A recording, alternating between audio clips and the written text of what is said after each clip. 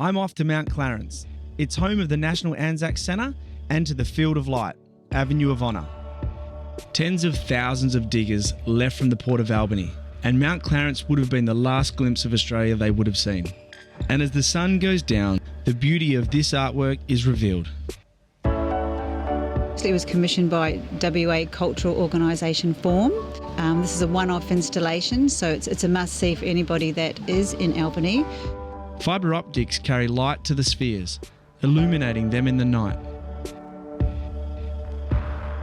It's 16,000, that's right, and they do change colour, so the colours represent the native plants of Australia and New Zealand.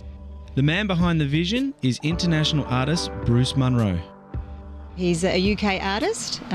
He's done 2 installations in Australia, the Uluru one, of course, that we're all familiar with, and this one as well. So this one pays special homage to the ANZACS. It's been a century since the World War I.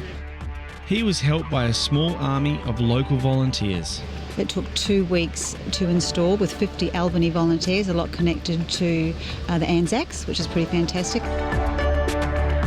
This installation has the most amazing energy about it.